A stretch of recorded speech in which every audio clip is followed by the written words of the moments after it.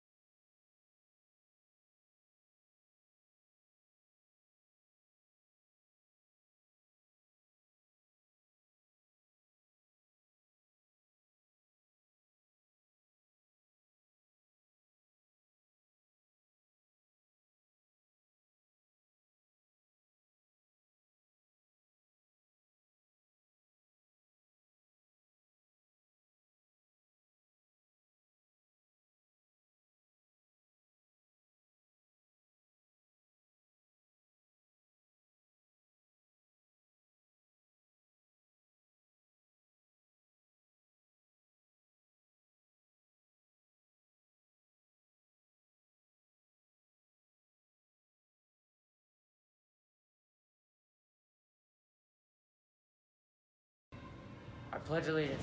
I pledge allegiance I pledge allegiance to the flag of the United States of America and to the republic for which it stands, One nation, under God, indivisible, with liberty and justice for all. liberty and justice for all. Liberty and justice for all.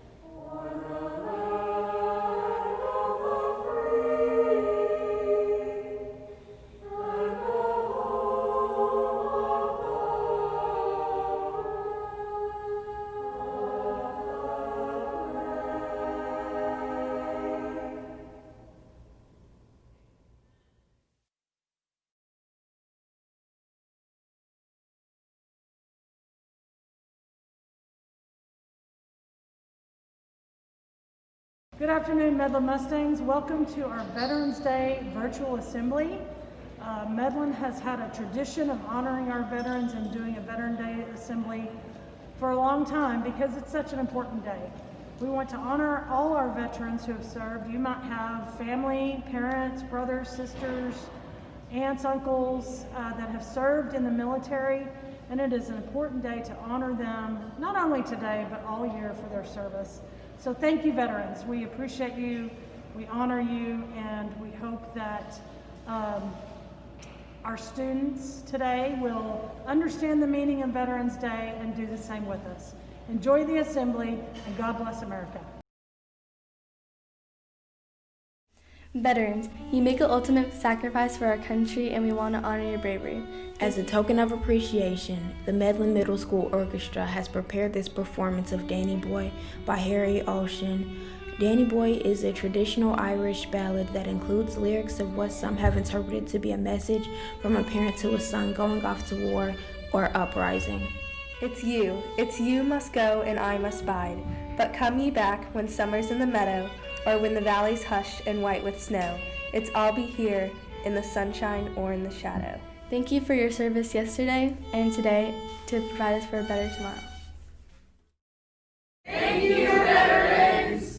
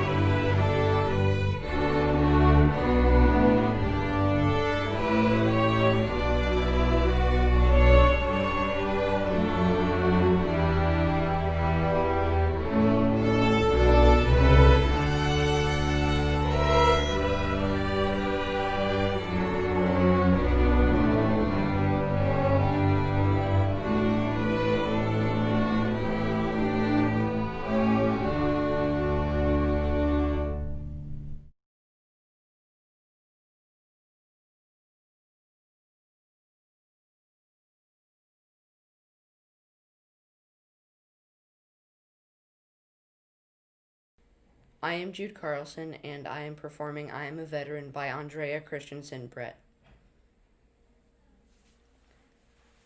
You may not know me the first time we meet. I'm just another you see on the street. But I am the reason you walk and breathe free. I am the reason for your liberty. I am a veteran. I work in the local factory all day. I own the restaurant just down the way. I sell you insurance. I start your IV. I've got the best looking grandkids you'll ever see. I'm your grocer, your banker, your child school teacher. I'm your plumber, your barber, your family's preacher. But there's part of me you don't know very well. Just listen a moment, I've got a story to tell. I am a veteran. I joined the service while still in my teens. I traded my prom dress for camouflage greens. I'm the first in my family to do something like this. I followed my father like he followed his. Defying my fears and hiding my doubt, I married my sweetheart before I shipped out. I missed Christmas, then Easter, the birth of my son, but I knew I was doing what had to be done. I served on the battlefront, I served on the base, I bound up the wounded and begged for God's grace. I gave orders to fire, I followed commands, I marched into conflict in far distant lands. In the jungle, the desert, on mountains and shores, in bunkers and tents, on dank earthen floors. While I fought on the ground, in the air, on the sea, my family and friends were home praying for me. For the land of the free and the home of the brave, I faced my demons in foxholes and caves. Then one dreaded day, without drummer or fife, I lost an arm, my buddy lost his life. I came home and moved on, but forever was changed. The perils of war in my memory remained.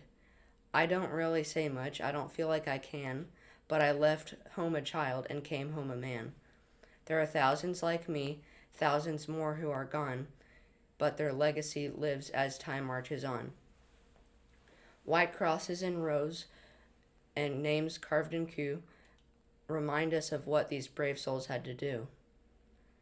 I'm a part of a fellowship, and a strong, mighty band of each man and each woman who served this great land. And when Old Glory waves, I stand proud, I stand tall. I helped her keep flying over you overall. I am a veteran.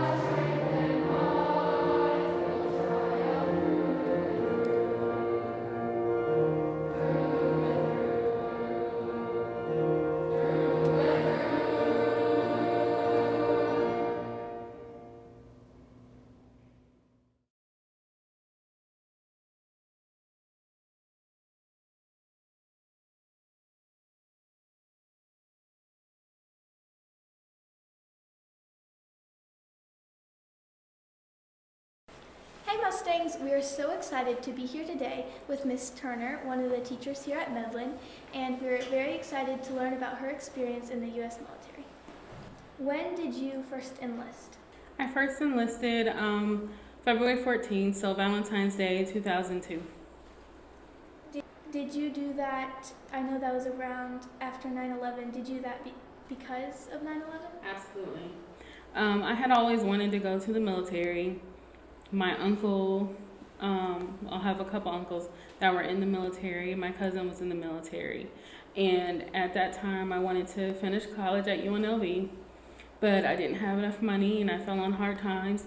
And then here comes 9/11 and I thought, like, this is the perfect opportunity for me to go now. So what was your specific job while you were My specific job that I enlisted for was a 71 Lima, which is basically now 42 Alpha, and that is Human Resources Specialist. And then what was Iraq like the overall setting? Iraq was very hot. When I remember calling my friend and I said, yeah, it's 139, and he said, that's impossible. Nowhere on the planet is 139. So he showed our thermometer, and it was definitely 139. It was hot. We started in Kuwait, which was humid. So even while you're in the shower, you're sweating. Iraq was a dry heat. When we first got there, we didn't have air conditioning or anything like that, obviously. We're in war, but we were definitely used to those things. So how do you think this experience affected you and your family that were home while you were serving?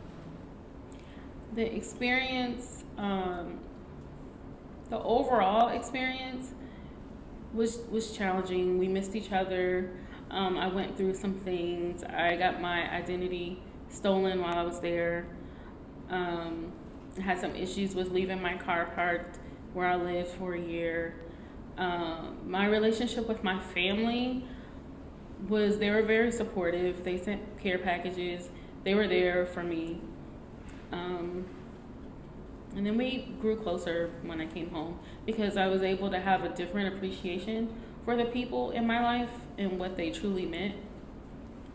Well, thank you so much for your time. It was a pleasure, and it was very much interesting to hear about your time serving. Thank you for having me.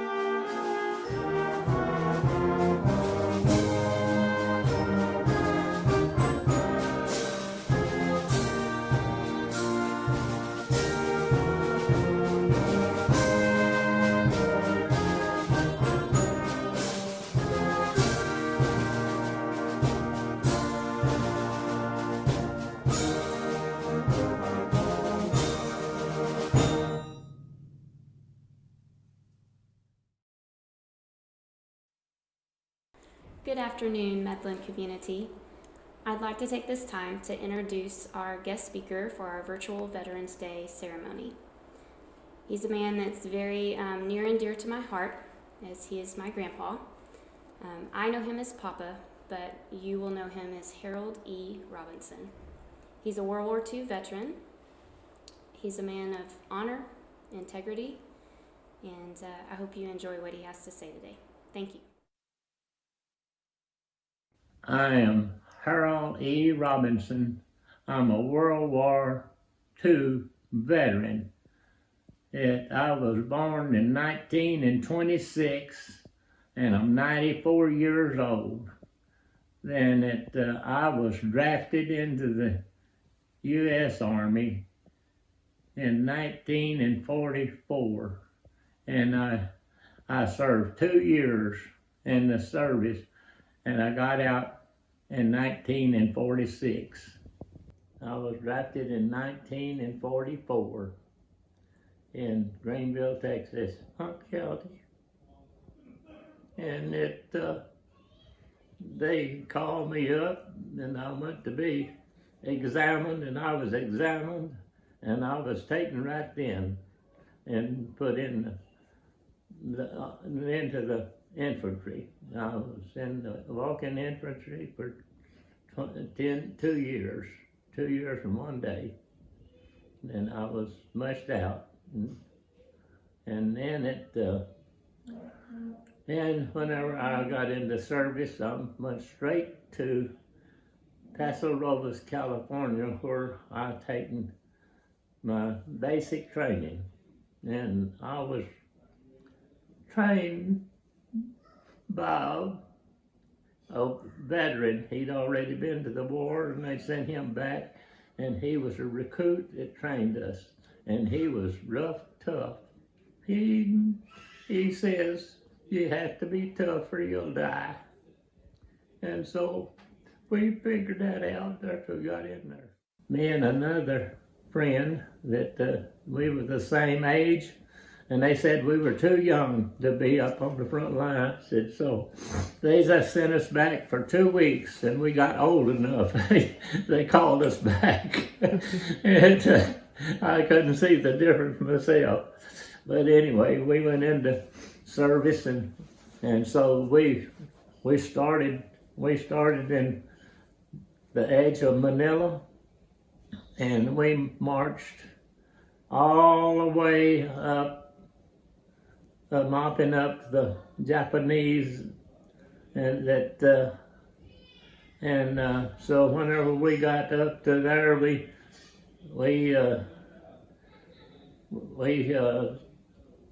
heard a lot of racket coming up from the up, and this just got louder and louder and louder, and they said the war is over. And so whenever the war was over, that we went back down and to Manila, and then they sent us to Seoul, Korea as occupational troops. And I was mustered out on September the 5th, 1946, in San Antonio, Texas. And I was a BAR man, what I did in the service, and I carried a BAR, which it's a automatic 20-round shot rifle, and in each one of the cartridges, it had 20 shells in each one, and I had 16 of them in each pack. And my assistant, he had 16 in each packet he carried and everything. And of course, we carried our packs and everything on our backs all that time. You know, it's just like these kids running around here loaded with packs. We had a pack, and that was our survival. Though we had all of our survival in our pack and what we had, and we would take our socks, and whenever we was walk through water and stuff like that and everything, at night, of course, in the Philippines, it rained every day, and so that it was always wet, and so we'd take our socks and put them under our arms at night to dry them, that way that we wouldn't have our feet to be all eat up with that jungle rot and everything that they had over at that time. And so that anyway, that we got back to San Antonio, and my brother was waiting on me there. While we were in the service, I learned lots of things and everything. I learned to be a friend to a friend, and friends is always friends. They had your back any place you went. And so I have always lived that life of the friend was a friend. I had the back all the way. And I really used that in my practice and my life and everything else. Whenever I went into business and everything else, I used that practice, that I always treated my fellow men like I would want to be treated. That's the only way, is that the customer is always right. And so that's what I always practice. It didn't make any difference if they were wrong, they were still right. All right, if I could go back in time, whenever I was 13 years old, I thought I knew everything. But I'm going to tell you now, what you need to do is go to school. Get a good education, because a good education is always, nobody can take it away from you. And you'll always have that. But I didn't have the education. But anyway, I self-taught myself to do lots of things by trial and error. And so I run a business for 70 years. And I always treated my fellow man right. And everybody, they praise me for being the owner and boss for all of my employees and everything else. All of my employees love me and everything. And I loved them back, and I treated them with dignity. Everybody was the same to me as anybody else. It didn't make no difference whether it's black, white, or yellow, or green, or what. It didn't make any difference. They're all the same. They're all born in the United States of America, and they are good people. While today is a day of celebration for those who have served our country, we must remember that the greatest tragedy of war is when a soldier does not get to return home. We take this moment to remember the ultimate sacrifice one can give for their country, their life. Please join me in a moment of silence.